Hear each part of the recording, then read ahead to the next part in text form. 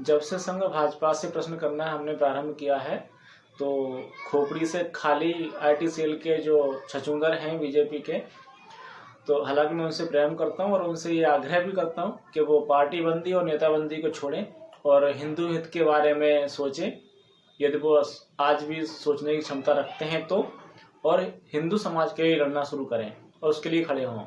तो जब भी प्रश्न करते हैं तो उनका सीधा सा जो प्रतिक्रिया होती है एकदम, जो आप भाषा तो उनकी जानते ही, आजकल वो हिंदुओं को गाली देने के लिए सबसे नंबर 1 है।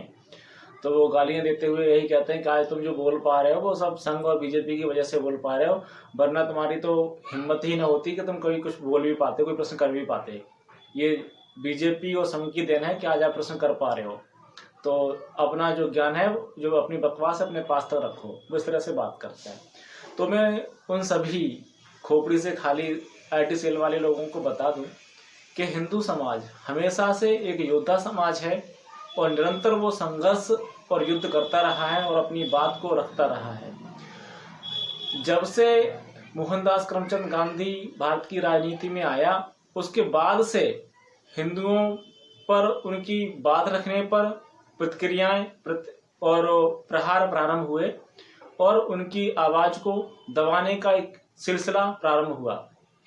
अभी जो हाल में नया घटनाक्रम जो घटा है संघ भाजपा की सत्ता में आने से, वो हिंदुओं के प्रश्न करने वाला नहीं, बल्कि उनकी बातों पर प्रहार करना एक दोनों तरफ से, चारों तरफ से प्रारंभ हुआ है। कि पहले सिर्फ मोहनदास करमचंद गांधी ही हिंदुओं को गालियां देता था, उनके प्रतिकार करता था, और उसके बाद उसके जो चमचे हुआ करते थे नेहरू जैसे लोग, वो उसका अनुसरण करते थे। लेकिन आज दुर्भाग्य से पहली बार ऐसा है कि सत्ता पक्ष जो हिंदुओं के नाम पर सत्ता जिसने हासिल की है, वो भी हिंदुओं को गालियां दे रहा है, उनकी बात को दबा रहा है। दूसरा जो विपक्ष जो आज है, जो पहले कांग्रेस सत्ता में रही, गांधी की जो उत्तराधिकारी है, वो भी गाली दे रहे हैं। ये पहली बार है जब हिंदुओं को चारों तरफ से हिंदू लीडर्स, चाहे वो सत्ता में हो या चाहे सत्ता से बाहर हो, सभी उन्हें गालियां दे रहे हैं, उनका प्रतिकार कर रहे हैं, उनकी आवाज को दबा रहे हैं। पहले ऐसा होता था कि मोहनदास गांधी गालियां देता था, उनकी बात को दबाता था और उसके चमचे साथ में उसका साथ देते थे। लेकिन बाकी जो बुद्धिमान नेता हुआ करते थे, चाहे वो अम्बेडकर हों, चाहे नेताजी सुभाष चंद्र बोस हों, चाहे लाला लाजपत राय हों, या समकालीन जो भी नेता रहे हों, उन्होंने कभी भी हिंदू समाज को दुत्कारा नहीं, उन्हें गालियां नहीं दी, उनका अपमान नहीं किया, उनका तिरस्कार नहीं किया, उनकी आवाज को दबाया नहीं, बल्कि अपनी सामर्थ्य में वो जितना कर सके वो हिंदू समाज की आवाज बने, उसके रक्षक बने। लेकिन ये कितना दुखद है कि संघ भाजपा के आने के बाद से हिंदुओं की आवाज को दबाया जा रहा है, उन पर प्रहार हो रहे हैं, और कांग्रेस जो करती आ रही थी वो कर ही रही है। आज हिंदुओं पर चारों तरफ से प्रहार हो रहे हैं, उनकी आवाज को दबाया जा रहा है, उनके अधिकारों को छीना जा रहा है। उसी क्रम में, जिस क्रम में कांग्रेस ये सब करती रही और ये संघी भाजपा की सरकार उस क्रम को और दूनी रफ्तार से आगे बढ़ा रही है, बल्कि उसमें और नई चीजें जोड़ करके हिंदुओं को पूरी तरह से तहस नहस और विखंडित करने पर तुली हुई है। तो आईटी सेल वाले खोपड़ी से खाली लोगों, मेरे प्रिय लोगों, हम आप सभी से बहुत प्रेम करते हैं। समय है कि आप गांधी जैसे चमचे ना बने, जैसे हमारे 5.6 इंची प्रधानमंत्री जी बार बार मोहनदास करमचंद गांधी को पूज्य बापूजी कहते हैं।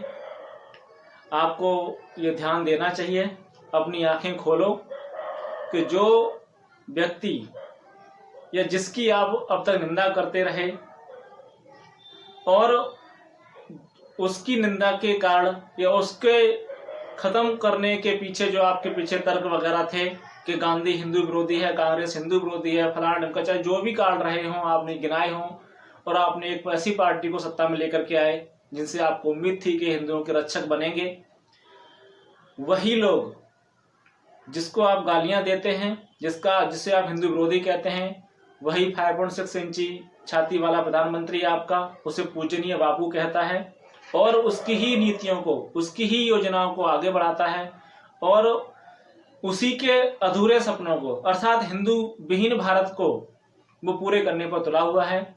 तो इसलिए नेता बंदी छोड़ें, पार्टी बंदी छोड़ें, आप हिंदू हैं, हिंदू बने, हिंदू समाज के हित की बात करें। आज जो हिंदू प्रश्न कर रहे हैं वो नए नहीं हैं। हिंदू समाज प्रारंभ से सिर्फ प्रश्न ही नहीं करता रहा, अपने अधिकारों को छीन करके दुश्मनों से लेता रहा है। तो ये एहसान फरामोशी अपने समाज से ना करें, ये समाज के साथ गद्दारी है। जागें, आंखें खोलें, दल से पार्टी से बाहर निकलें और हिंदू समाज के लिए, हिंदू हितों के लिए अपनी आवाज़ बुलंद करें। अपने जीवन का जो सार्थकता है वो इसी में है कि आप अपने समाज के लिए लड़ें, किसी नेता पार्टी के बजाय। आज के लिए बस इतना ही। नमस्कार।